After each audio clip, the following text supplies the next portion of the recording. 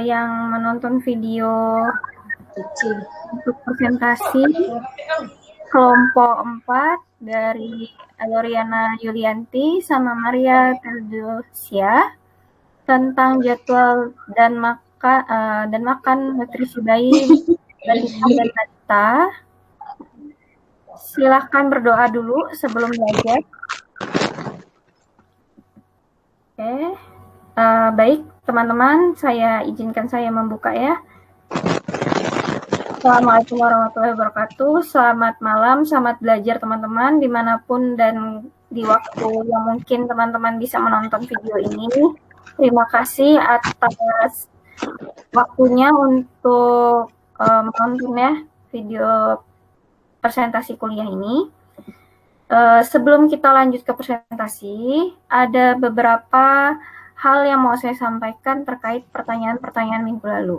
Mungkin kalau teman-teman yang sudah terus menonton itu setiap kali ada presentasi, saya akan membahas dulu pertanyaan-pertanyaan dari minggu lalu. Oke ya, yang menurut saya perlu penjelasan sedikit nih. Bagaimana menjaga kebersihan ASI agar anak tidak terkena diare. Nah, kita harus tanya dulu nih ASI-nya apakah langsung dari payudaranya ibu ataukah ASI ini adalah ASI yang sudah diperah lalu dipanaskan atau dipersiapkan oleh babysitter. Maka bisa jadi ketika seorang babysitter itu bekerja, anaknya masih di usia menyusui dan soalnya ditinggalkan gitu ya dengan babysitter. Jadi misalnya ibu anak ini memerah ASI gitu. Lalu, nah bagaimana cara memanaskannya itu juga harus benar, cara penyimpanannya, dan paling lama ASI itu boleh dikonsumsi. Nah itu ada tuh ya, kurang lebihnya 1 jam itu sudah paling lama atau 2 jam, setahu saya 1 jam. Itu paling lama ASI itu boleh dikonsumsi setelah diperah dan tidak boleh ketika sudah dikeluarkan dari freezer, dari pendingin itu dikeluar masukkan lagi. Nah, itu tidak boleh seperti itu. Jadi itu salah satunya termasuk ketika menggunakan mulut dan botol itu harus juga bersih. Termasuk bagaimana pemanasannya gitu ya. Itu harus terjaga.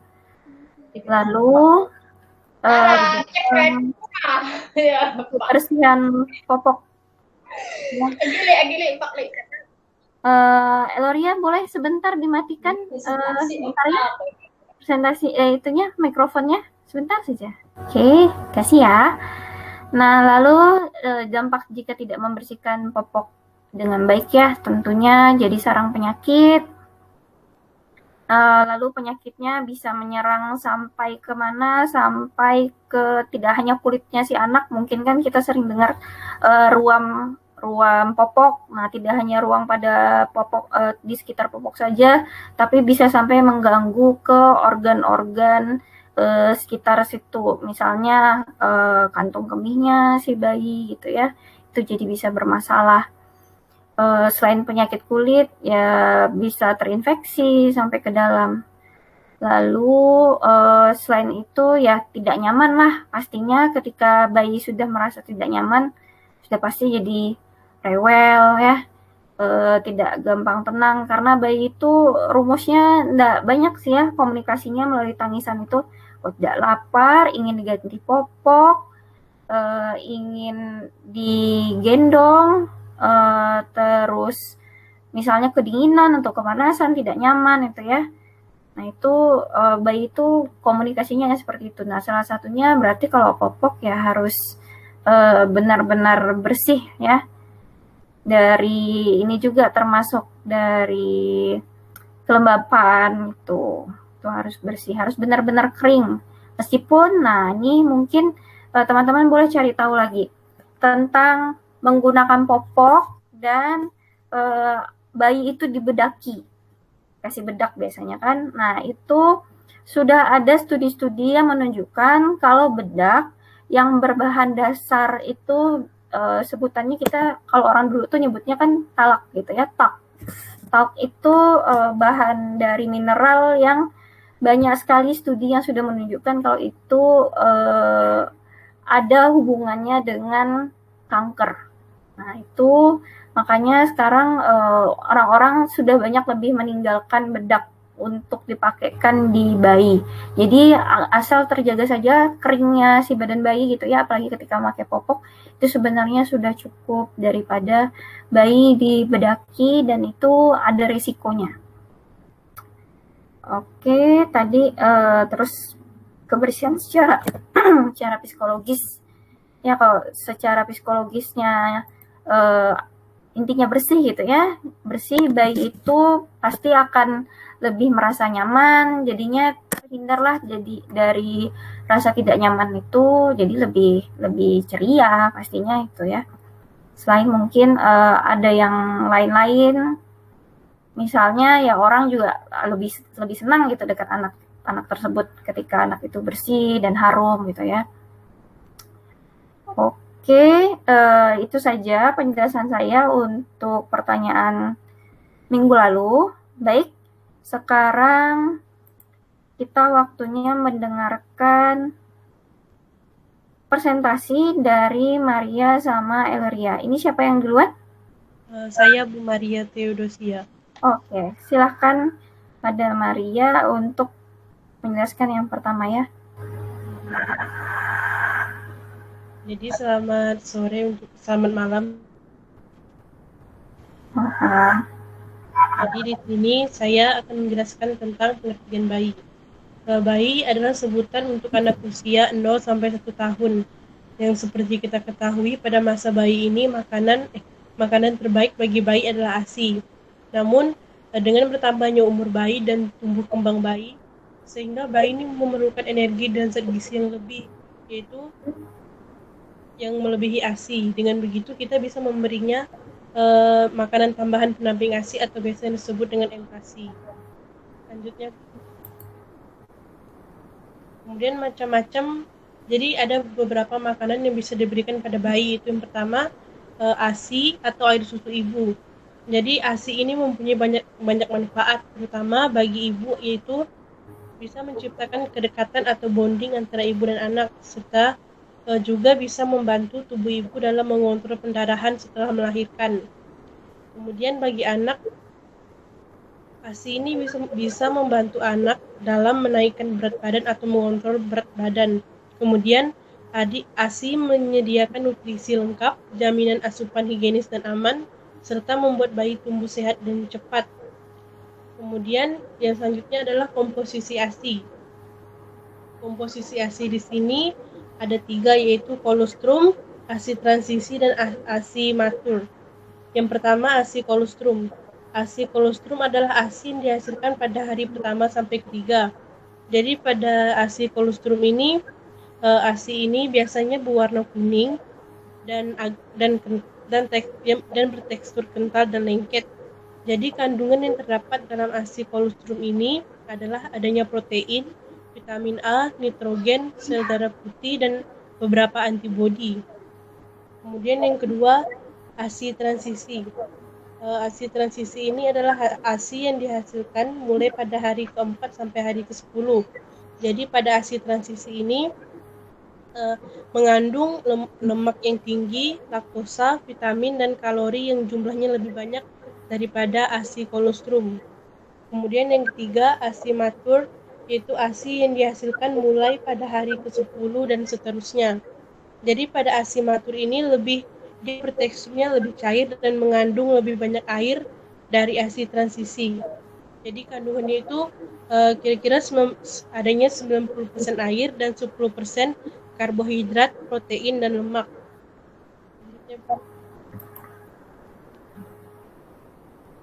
Kemudian yang kedua itu ada MKASI. MKASI di sini adalah makanan pendamping yang bisa diberikan ketika anak sudah berusia 6 bulan sampai ketika sudah berusia lebih dari 6 bulan. Yaitu ada beberapa macam-macam ASI. Yang pertama karbohidrat, yang kedua protein, dan yang ketiga air dan mineral. Jadi saya akan menjelaskan yang pertama yang karbohidrat. Karbohidrat di sini bisa kita dapatkan melalui beras merah, kentang, ubi dan juga singkong, dan juga pada nasi, pada beras putih itu biasa kita makan itu nasi. Kemudian yang kedua protein. Di sini protein bisa kita temukan dalam daging-dagingan, ikan, udang, tempe dan tahu. Kemudian yang ketiga air dan mineral. Di sini kita bisa temukan di dalam sayuran dan buah-buahan yang bisa kita berikan kepada anak. Kemudian dalam memberikan empati ada beberapa hal yang harus diperhatikan, yaitu yang pertama, berikan empati sedikit demi sedikit. Jadi misalnya ketika kita memberikan ASI pada anak, ketika empati pada anak ketika pertama kali, bisa hanya kita berikan 2-3 sendok, kemudian lama-kelamaan atau dari misalnya 3 hari atau 4 hari lagi kita berikan 5 sendok atau 6 sendok seperti itu. Kemudian kenalkan sayuran terlebih dahulu sebelum buah. Jadi di sini dikarenakan buah ini lebih memiliki rasa atau tekstur yang manis. Jadi ketika anak lebih dulu dikenalkan buah, anak cenderung akan sulit menerima sayur untuk menjadi makanannya. Kemudian yang ketiga, hindari penggunaan garam dan gula. Jadi di sini bukan berarti harus dihindari, tidak bisa sama sekali, tetapi bisa digunakan tapi dalam jumlah yang sedikit. Kemudian yang keempat, jangan banyak mencampur makanan satu menu. Jadi ini sangat penting dilakukan karena kalau kita mencampur banyak makanan dalam satu menu, kita tidak bisa mengidentifikasi anak itu alergi apa. Jadi sebaiknya kita harus memberikan makanan untuk empati, misalnya 2-3 macam sayuran atau daging dalam sekali empati agar kita bisa mengetahui anak ini alergi terhadap makanan yang kita beri atau tidak. Kemudian jadwal makanan pada bayi. Bu, ini dijelaskan juga kok, Bu? Silahkan cukup sambil dilihat saja ya kawan-kawan ya. Iya, Bu. Dijelaskan tabel-tabelnya aja boleh. Jadi di sini ada jadwal makanan pada bayi, yaitu ada jam makan, usia, ada jam makan dan usia bayi. Itu seperti yang kita lihat di sini. Makanan yang dimakan oleh bayi masih yang tekstur lembut dan seperti pengenalan, belum yang seperti yang makanan yang berat-berat seperti itu. Jadi bisa teman-teman lihat di tabel untuk jadwal makan pada bayi. Oke, terima kasih. Nah, silakan dilihat teh. Baik, boleh next sini? Boleh, Bu. Selanjutnya, saya akan membahas tentang balita. Balita adalah sekelompok anak yang berusia di bawah 3 tahun. Ulangi, Bu. Yeah. Jadi di sini saya akan membahas tentang batita. Yang pertama, pengertian batita. Batita adalah sekelompok anak yang berusia di bawah 3 tahun. Ketika anak memasuki usia batita, anak sudah diperbolehkan untuk makan makanan keluarga. Ini artinya orang tua tidak perlu membuat makanan lunak lagi untuk anak-anak. Di sini maksudnya diperbolehkan untuk makan makanan keluarga bukan berarti dia yang berminyak-minyak itu bisa, yang mengandung seperti kadar gula yang tinggi, itu masih belum terlalu diperbolehkan. Selanjutnya, dalam memberikan makanan pada batita ada hal yang perlu diatur. Yang pertama, jenis makanan. Jadi di sini kita harus memastikan jenis makanan itu baik untuk anak, sesuai dengan kebutuhan dan umur anak, dan tidak mengandung banyak seperti kayak kandungan gula, pemanis atau apapun itu, dan terlebih lagi tidak boleh yang ada bernuansa pengawet karena itu sangat berbahaya bagi anak. Kemudian yang selanjutnya adalah porsi makan. Jadi di sini kita bisa memberikan anak beberapa porsi makan. Yang pertama, makanan pokok. Makanan pokok di sini seperti nasi, roti, kentang ataupun bihun. Contohnya dalam sekali makan kita bisa memberi anak nasi sebanyak 150 gram. Kemudian yang kedua, lauk hewani. Lauk hewani ini contoh porsinya itu misalnya pada saat pagi hari kita memberikan anak sarapan satu butir telur ayam yang direbus, kemudian pada siang hari kita memberikan anak 35 gram daging sapi, kemudian pada sore hari 40 gram daging ayam. Kemudian yang ketiga, lauk nabati. Untuk contohnya, kita bisa memberikan anak satu potong tahu yang berukuran besar untuk anak makan. Kemudian yang keempat, sayuran dan buahan. Di sini kita bisa memberikan sayur satu setengah porsi sayur, kemudian 3 porsi untuk buah. Kemudian yang kelima, makanan selingan. Di sini bisa seperti cemilan yang untuk cemilan di sini lebih baik kita membuatnya sendiri, yaitu homemade, membuat sendiri daripada kita membeli, karena kita tidak tahu cara orang membuatnya seperti apa, apakah dia membuatnya bersih, dan terlebih lagi kandungan yang ada pada cemilan yang orang jual-jual seperti di cemilan yang di pasaran ataupun yang di dalam bungkusan. Kemudian yang keenam ada susu. Di sini kita bisa beli 1 kali dalam sehari sebagai pengganti ASI, dan ini berlaku jika anak sudah tidak meminum ASI lagi. Dan selanjutnya adalah jadwal makan anak batita. Jadi di sini bisa teman-teman lihat ada jam makan, keterangannya, dan makanan yang bisa diberikan kepada anak batita. Jadi jika anak tersebut masih ASI, sebaiknya ketika pagi hari, misalnya seperti jam 6, berikanlah ASI terlebih dahulu untuk membuka makanan yang akan dia makan selanjutnya.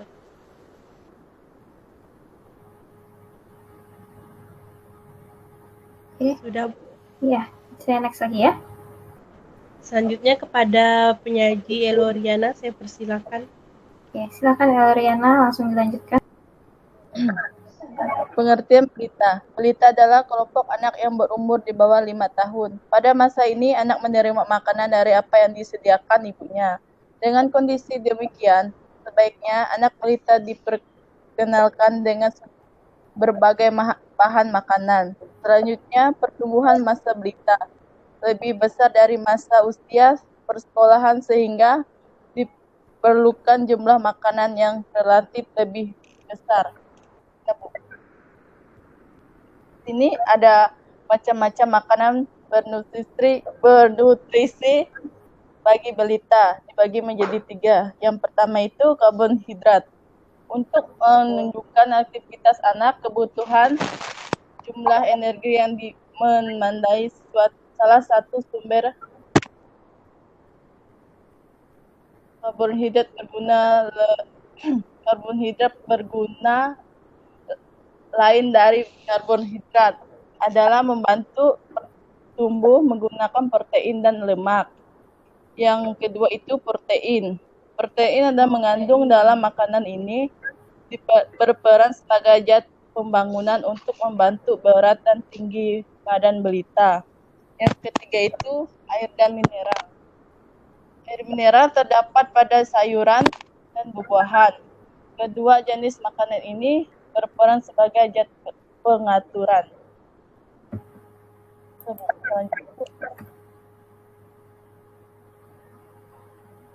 Yang baik ini ada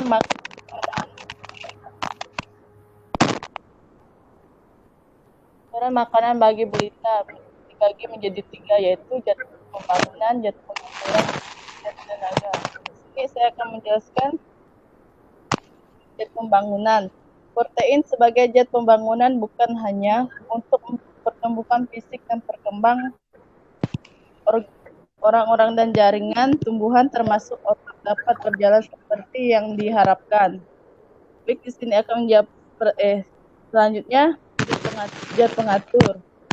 Berfungsi agar verbal orang-orang dapat jaringan tumbuh termasuk otak dapat berjalan seperti yang diharapkan. Yang selanjutnya zat tenaga. Zat ini yang menghasilkan tenaga atau energi adalah karbohidrat, lemak, dan protein.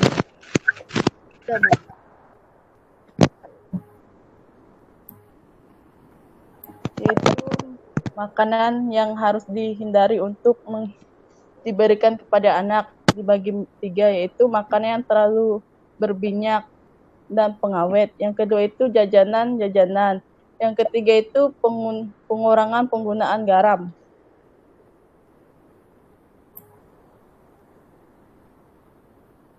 Di sini ada jadwal makan balita, yaitu yang tertera ada jam keterangan makanan. Demikian. Ya, baik. Terima kasih pada Maria dan Eloriana. Menarik sekali ya tentang makanan dan gizi balita dari bayi hingga balita. Nah, di anak usia dini yang kita temui sekolah tuh yang kita sebutlah balita kan bayi 5 tahun tuh.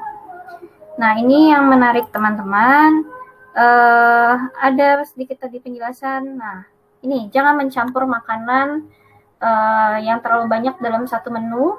Nah, itu tadi sudah dijelaskan oleh Maria supaya sebenarnya gampang kita mendeteksi kapan atau apa sih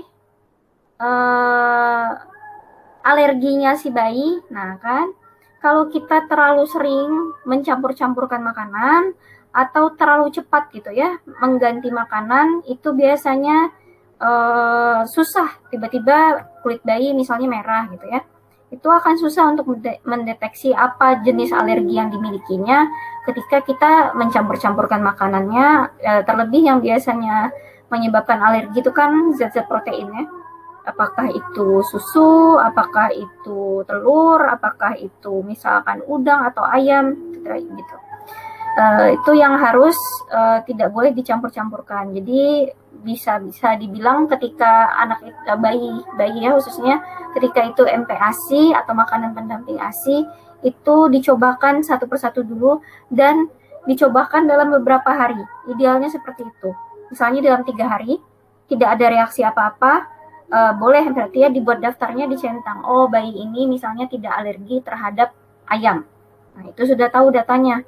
Ketika kita banyak mencampur-campur, nah itulah jadi sulit. Tiba-tiba kulit bayi merah, kita berhentikan makan ayam, besoknya dia udah makan udang. Habis itu gatal lagi juga. Terus sorenya lagi dia makan ayam lagi. Jadi itu susah untuk dicari tahu gitu apa permasalahannya. Lalu di sini selain itu teman-teman juga ada menjelaskan tentang jadwal makan. Nah, kalau di bayi yang masih ASI eksklusif gitu ya, itu tentu jadwalnya lebih banyak ASI, lebih banyak ASI. Dan ini yang menarik tadi juga disampaikan di awal itu ada komposisi ASI. Nah, ini kenapa menurut saya tuh Tuhan tuh sudah menciptakan kita itu begitu sempurna, teman-teman. Kenapa? Tadi ada ASI kolostrum, ada ASI transisi, dan ada ASI matur gitu ya. Nah, di ASI kolostrum itulah bayi sangat memerlukan imunitas gitu ya, imunitas yang diberikan melalui kolostrumnya si ibu. Lalu secara alami bayi itu di usia semingguan sampai 2 minggu itu lemak dia yang dari dalam tubuh ibunya, misalnya lemak yang ada dalam badannya itu mulai berkurang sedikit demi sedikit. Makanya biasanya bayi yang di minggu-minggu pertama itu malah berat badannya menurun. Tapi, nah kan tadi sudah dijelaskan kalau pada saat ASI transisi itu banyak kandungan lemak. Nah, jadi gimana kita membayangkan gitu ya? Tuhan tuh sudah merancang seperti itu. Bayi kekurangan lemak di dalam tubuhnya berkurang, susu si ibunya, air ASI ibunya itu malah mencukupi lemak di waktu masa transisi. Nah, itu tanda-tanda kebesaran Tuhan gitu ya. Jadi begitu teraturnya kita tuh diciptakan sampai bayi air susu ibu itu manfaatnya jenisnya seperti apa itu sudah ada tempat-tempatnya, waktu-waktunya. Lalu kenalkan sayuran juga itu. Nah, menarik sekali di sini banyak Maria dan Eloria, itu dua-duanya menekankan bahwa hindari penggunaan garam dan gula itu sampai di usia balita juga, hindari garam dan gula. Nah, itu kenapa teman-teman? Ketika garam dan gula, terus ada karbohidrat juga. Nah, makanan-makanannya mengandung karbohidrat, khususnya kalau di Indonesia itu kan kita makanan karbohidrat utamanya nasi putih, ya kan? Nasi putih itu sendiri sudah mengandung gula. Terus ketika anak juga banyak makan gula, terlebih gula-gulanya itu yang dibuat dari tebu yang dipanaskan dengan suhu yang tinggi sampai dia mengkristal, dibanding gula aren kan tidak perlu dipanaskan benar gitu ya sampai dia membeku. Nah, sedangkan gula tebu itu dipanaskan dari air tebu sampai mengkristal, barulah kita kenal dengan gula pasir. Nah, di situ prosesnya begitu tinggi ya gitu ya. Ketika makanan diproses dengan suhu yang tinggi, itu jenis zatnya itu sudah berubah, teman-teman. Kalau jenis zatnya sudah berubah, tubuh juga lebih sulit untuk memprosesnya. Nah, terlebih kalau bayi yang di bawah 1 tahun, fungsi ginjalnya itu masih berkembang menuju ke fungsi ginjal dewasa. Makanya tadi dijelaskan untuk MPASI itu hindari gula dan garam, karena fungsi ginjal bayi belum berfungsi secara sempurna seperti orang dewasa. Setelah 12 bulan ke atas, baru fungsi pencernaannya itu mulai menuju lebih kuat gitu ya, seperti orang dewasa. Makanya sampai jenis makanannya pun sudah disarankan tidak yang halus lagi, harus mulai banyak teksturnya. Nah, kenapa juga tekstur? Tekstur itu juga penting sekaligus merangsang perkembangan rongga mulutnya si bayi atau batita gitu ya, bayi di bawah 3 tahun. Nah, itu jadi manfaatnya apa? Perkembangan berbahasanya, mengungkapkan bahasa yang memerlukan lidah gitu ya, buka tutup mulut, itu akan juga terstimulasi dari makanan-makanan yang diberikan oleh orang tuanya, atau di dalam hal ini kita konteksnya adalah babysitter. Nah, makanya babysitter pun harus memahami kalau hal-hal ini adalah harus dijadikan perhatian gitu. Teksturnya disesuai umur anak seperti apa gitu ya. Ketika dipersiapkan berarti harus jelas. Terus ini ada zat pembangun yang di sini dijelaskan sebagai protein gitu ya. Kemudian susu. Lalu zat pengatur itu lebih banyak ke sayur-sayuran, buah-buahan, dan zat tenaga yang tadi saya bilang karbohidrat. Kalau kita di Indonesia itu kebanyakan makan nasi putih, nah disitulah sebenarnya sudah ada gulanya. Gula itu kan untuk tenaga sebenarnya. Tapi kalau kebanyakan gula, ya bisa menyebabkan si energi itu dirubah sama tubuh jadi lemak. Nah, itu sebenarnya teman-teman yang bisa yang kalau bisa ya dihindari. Selain itu, gula itu juga dampaknya ya, terutama terhadap perkembangan bakteri-bakteri yang merusak gigi anak. Nah, itu salah satunya yang gula itu kan memberikan makanan jadinya. Ketika apalagi tidak menggosok gigi misalnya, belum bisa gosok gigi dengan benar gitu ya. Jadi gigi susu itu sangat disayangkan, biasanya belum saatnya tanggal gitu ya, akarnya masih kuat tapi sudah mulai misalnya keropos atau mulai menghitam. Nah, itu teman-teman sekitar gizi, dan tentunya ternyata ya langsung berhubungan dengan kesehatan dan tumbuh kembang bayi.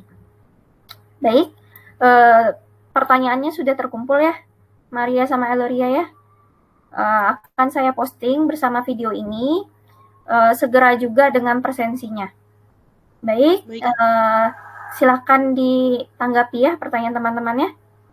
Ya, Bu. Maria dan Eloria. Nanti untuk jawab pertanyaannya penyaji dulu baru teman-teman gitu ke Bu? Iya, benar. Seperti itu. Oke. Ya, baik, saya ucapkan terima kasih banyak kepada Eloriana sama Maria yang pada hari ini sudah menuntaskan satu tugasnya untuk presentasi. Mudah-mudahan teman-teman semua dapat memahami materi yang disampaikan, dan jangan lupa baca juga makalahnya. dan membantu teman-teman untuk menjawab ketika teman-teman tahu jawaban dari pertanyaan teman-teman lainnya. Baik, saya tutup. Selamat belajar teman-teman. Ya. Terima kasih Bu. Ya.